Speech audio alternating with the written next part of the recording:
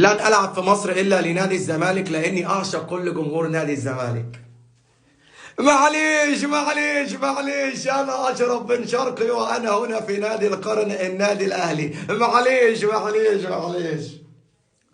أنا زملكاوي من صغري وعمري ما ألعب في نادي في مصر إلا نادي الزمالك، حتى لما أرجع بالاحتراف أرجع على نادي الزمالك. عندي غزالة حمراء بتشرب مية. يا باشا انا عمري ما العب في اي نادي في مصر غير نادي الزمالك، حتى مرتضى منصور بابا بالنسبه لي، يا بابا يا باشا انا رجعت بيتي. الالتزام التزام النادي الاهلي غير اي نادي يعني، والجنيه عندنا ب10، واخد بالك انت؟ مع السلامه.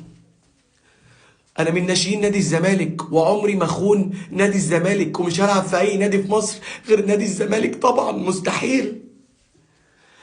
اهلاوي انا والفخر ليا، انا نادي القرن في القارة.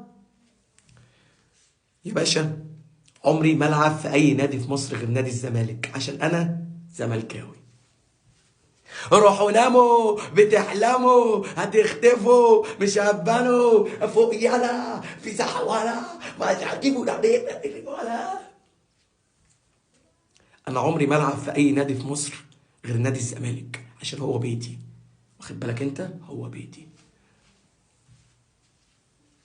بهوايا انت قاعدة معايا، عينيك ليا مرايا يا جمال مراية العين. نادي الزمالك هو اللي عملني، وكل جمهور نادي الزمالك هو اللي عملني، فانا عمري ما اسيب الزمالك.